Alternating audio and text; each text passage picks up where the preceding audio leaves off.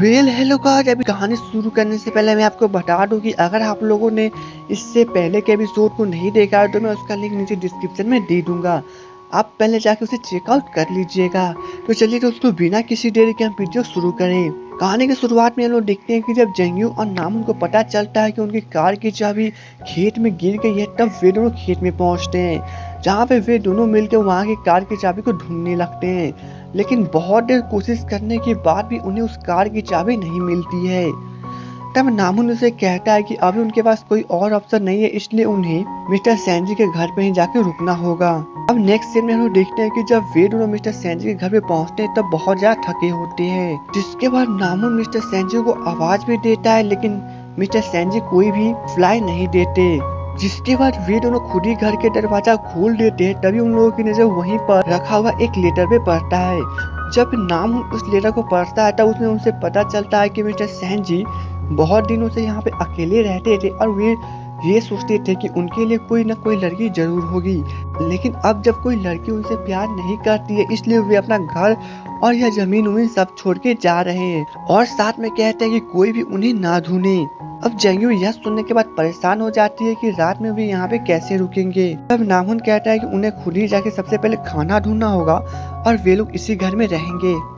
अब जब जंगयू जाके खाना ढूंढती है तब उसे कुछ भी नहीं मिलता है। तब नामुन भी उसे बताता है कि उसे भी वहाँ पे चॉपस्टिक्स के अलावा कुछ भी नहीं मिला। जिसके बाद वे दोनों परेशान होकर बाहर के चारपाई पे बैठ जाते हैं और एक दूसरे को भूख को मिटाने के लिए चुपचाप शांत मन से ध्यान लगाने लगते हैं। अब थोड़ी देर दोनों के दोनों जब परेशान हो जाते हैं तब जंगयू उसे बताती है क्यों न वे दोनों उसी आलू को खेत में से लेकर आए जिन्हें उन दोनों ने रोपा था। तब नामुन यह सुनकर तैयार हो जाता है। जिसके बाद वे लोग खेत में जाते हैं और वहाँ पे वे दोनों सबसे पहले आलू को खनना शुरू करते हैं।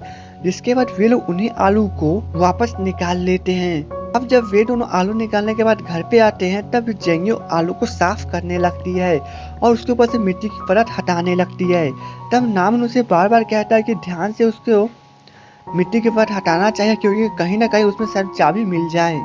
तब जंगयू उसे बार बार चुप रहने के लिए कहती है, क्योंकि उसे बहुत जोर से भूख लगा होता है। अब जंगयू उनमें से कुछ आलू की मिट्टी हटा देती है और उसे धो लेती है। जिसके बाद वे लोग वहाँ पर आलू को उबालते हैं और आलू उबालने के बाद वे लोग उसी आलू को खाने लगते हैं। वहीं पे हम लोग जंगयू के डैड को देखते हैं, जो कि अपने घर पर बहुत ज्यादा परेशान है कि उनकी बेटी अभी तक घर पे नहीं आई।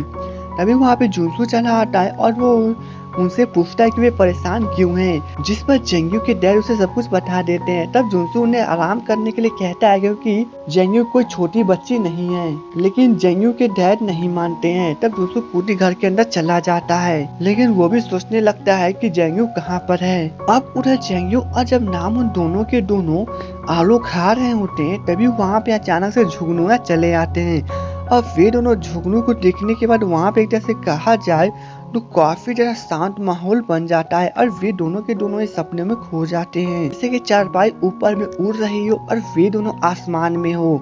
लेकिन वो सपना होने का नामुन उसे कहता है कि मुझे पता है कि ये सपना है। और उसी वक्त जब जंगयू देखती है तो उसे पता चलता है कि वो जमीन पर ही है। अब आलू खाने के बाद जब वे दोनों वहाँ पे बैठे होते हैं तभी जंगयू उसे कहती है कि उसका कपड़ा गंदा है और तभी हमें पता चलता है कि वह मिस्टर सैनजी के कपड़े लेकर उसे देती है और वह सोने के लिए चली जाती है। तब नामुन उसी कपड़े को एक्सचेंज कर लेता है और वो भी वहीं पर सो जाता है। लेकिन इतनी मेहनत करने के बाद नामुन को काफी मीठी सी नींद आने लगती है। वहीं पे हम जंगयू को देखते हैं तो वो काफी देर थोड़ा सा कसरत करती है और वो वहीं पे सो जाती है। अब जब नेक्स्ट सुबह दोनों सो के उठते हैं तब नामुन जब घर से बाहर निकलता है तभी जंगयू दौड़ती उसके पास आती है और उसे बताती है कि उसे यहाँ पर $20 का नोट मिला है। यह सुनने के बाद मानो दोनों के दोनों बहुत ज्यादा खुश हो जाते हैं। तब जंगयू से बताते हैं कि पास में एक छोटा सा शहर है, वे लोग वहाँ पे जाके खाना खरीद सकते हैं। तब नामुन उसे कहता है कि साइकिल वो ही चलाएगा, लेकिन जंगयू नहीं मानती है और उसे कहते हैं कि वो बार बार वही साइकिल चलाए। अब जब नामुन साइकिल चलाना शुरू करता है तब वो थोड़ी ही दूर पर जाने के बाद गिर जाता है और वह कस कस के जंगयू पर चिल्लाने लगता है कि उसने मना किया था कि उसे साइकिल चलाने नहीं आता है, फिर भी उसने उसको इतना जोर क्यों दिया। अब गुस्से में जंगयू खुद ही उस साइकिल को चलाने लगती है और नामुन उसके ऊपर बैठ जाता है। जहाँ पे जब नामुन को साइकिल में बैठने का डर लगने लगता है तो वो कस के जेंगियो को पकड़ लेता है, जिसके बाद जेंगियो भी साइकिल को कस के चलाने लगती है। और फिर दोनों थोड़ी देर के बाद शहर में पहुंच जाते हैं। शहर में पहुंचने के बाद वे दोनों पास के स्टोर में जाते हैं, जहां पे उन लोगों को पता चलता है कि 20 रुपए में सिर्फ और सिर्फ छोटे से नूडल्स के डब्बे ही मिलेंगे, उसके अलावा कुछ और नहीं मिलेंगे। तब वे दोनों उस नूडल्स के डब्बे को ही खरीद लेते हैं और वहीं फिर दोनों के दोनों खाने लगते हैं। अब नूडल्स खाने के बाद वे दोनों फिर से वापस घर की ओर चले आते हैं। अब जेंगियो काफी ज्यादा थक चुकी होती है, इसलिए वो दौड़ती हुई जाती है और वो चारपाई पे सो जाती है और कहती है कि वो आज बहुत ज्यादा थक गई। तभी उसकी नजर वहां पर चाबियों पे पड़ती है। अब जब दौड़ के जाके वो चेक करती है तब उससे पता चलता है कि वो चाबी ही है, लेकिन वो फिर से घबरा जाती है कि रात में नाम उन्होंने उसे बार बार कहा था कि वो सही से चेक करे, लेकिन उसने उसको गुस्सा करके कहा था कि वो चुपचाप अपना मुंह बंद रखे।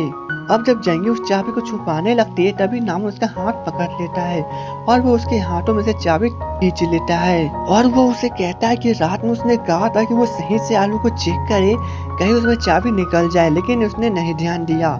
जिसके बाद वो कार की चाबी लेकर कार की ओर जाने लगता है, तभी जेंगियो उसे पीछे जाती है और उसे बार बार माफी मांगती है, लेकिन नाम उन कार के अंदर बैठ जाता है और वो कार लेकर चला जाता है।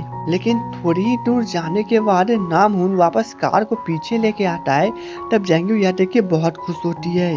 इसके बाद जेंगियो उस कार में बैठ जाती है और वे दोनों शहर की ओर चले जाते हैं। वहीं पे हम लोग मिस यू और जेंगियो के बॉस को देखते हैं, जहाँ पे दोनों के दोनों कॉफी कैफ में बैठे हुए हैं। तब मिस यू जेंगियो के बॉस को बताती है कि वह मिस्टर सैंजी को पसंद करने लगी है, क्योंकि वहाँ पे वह जाते ही सबसे पहले कह दी थी कि मिट्टी बहुत खराब है, वो गांव में नहीं रहना चाहती और खास कर उसके सिर पे बाल नहीं है। तब जेंगियो की बॉस से परेशान होने लगती है कि वो ऐसा गलती कैसे कर सकती है, क्योंकि मिस्टर सैंजी काफी अभिमानी इंसान है और वो हमेशा ही अपने अभिमान पर जीते हैं। तब मिस यू का चेहरा देखने लायक होता है। वहीं पे हम लोग नाम उनको देखते हैं, जब वो अपने घर पे पहुंचता है तब वो सबसे पहले अपने कपड़ों को यू को ड्राई क्लीनिंग करने के लिए दे देता है। लेकिन दूसरी तरफ हम लोग जेंगियो को देखते हैं, जहाँ पे उसके डैड उसे काफी जोर से पीटने लगते हैं कि वह इतनी रात तक घर पे कहाँ थी, और जुनसू उसे बार बार बचाने की कोशिश करता है और बार बार चोट जुनसू को ही लग जाता है। तब जेंगियो उन्हें बार बार चिल्ला के बताती है कि वह कहीं भी नहीं थी, वो सिर्फ और सिर्फ पूरी तरह से सेफ थी। लेकिन जेंगियो के डैड उसे बार बार कहते हैं कि उसे कम से कम कॉल तो करना चाहिए था, और वह चिल्ला कर उन दोनों को घर से बाहर जाने के लिए कहते हैं। अब घर से बाहर निकल जाने के बाद वेनु दरवाजा के सामने ही बैठ जाते हैं। तब जुनसू जेंगियो से पूछता है कि वह रात में सच में कहाँ थी। तब जेंगियो उसे झूठ बोलती है कि वह रात में किसी लड़के के साथ नहीं थी, वह सिर्फ और सिर्फ मीटिंग के लिए गई हुई थी। तभी जुनसू को घर के अंदर से चावल बनने की खुशबू आती है। तब जेंगियो भी यह खुशबू सूंघने के बाद उसे कहती है कि क्या उसके पास कुछ पैसे है ताकि वह खाना को खरीद सके। लेकिन जुनसू उसे बताता है कि उसके पास कोई भी पैसे नहीं है, सारे के सारे पैसे उसके रूम में हैं। तब वे दोनों वहीं पे बैठ के परेशान होने लगते हैं। वहीं पे हम लोग यूमी को देखते हैं, जब वो अपने रूम की साफ सफाई कर रही होती है तभी उसे युग का कॉल आता है और युग को उसे बाहर चलने के लिए कहता है।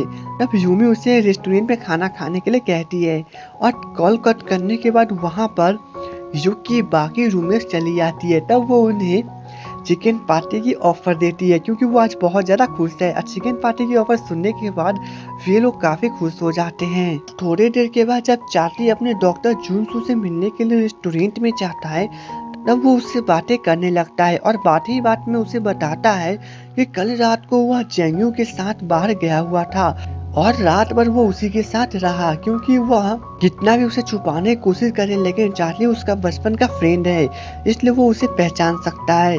लेकिन जुनसू को यह सुनने के बाद काफी बुरा लगता है, इसलिए वो चार्ली को बताता है कि जेंगियो ने उसे कहा था कि वह कल रात को किसी भी लड़के के साथ बाहर नहीं गई है और उसे जेंगियो पर पूरा भरोसा है, क्योंकि वह उससे झूठ नहीं बोल सकती।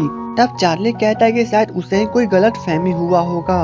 वहीं पे हम लोग यूमी और यू को देखते हैं, जहाँ पे दोनों के दोनों ही डिनर करने के लिए पहुंचे हुए हैं और वे दोनों वहाँ पे डिनर तो करते हैं, लेकिन यू को बार बार बाकी लड़कियों की फोन आने लगती है। लेकिन यूमी उसे जानबूझ के इग्नोर करती रहती है और वो उसे कहती है कि वो उसे सिर्फ और सिर्फ 1 महीने के लिए डेट करे। अगर यूमी उसे पसंद नहीं आती है तो यूमी उसे कुछ भी नहीं बोलेगी। अभी यू भी उसे कुछ भी नहीं बोल पाता है। अब थोड़ी देर के बाद जब यू घर पे जाता है तब नामुन वहीं पे बैठा होता है, इसलिए वो उसके पास जाके बैठ जाता है और वो उसे ड्रिंक देता है।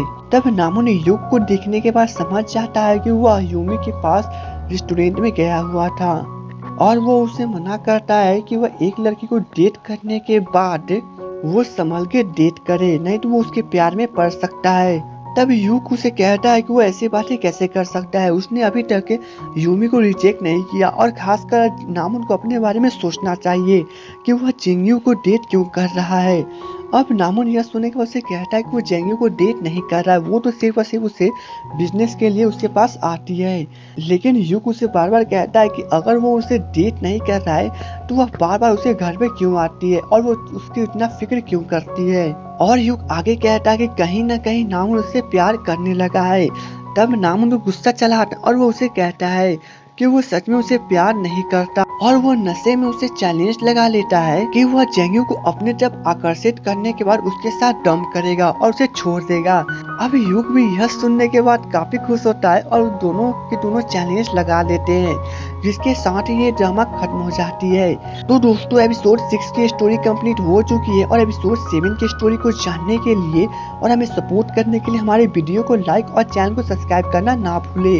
तो चलिए दोस्तों मिलेंगे नेक्स्ट वीडियो में, तब तक के लिए goodbye and take care.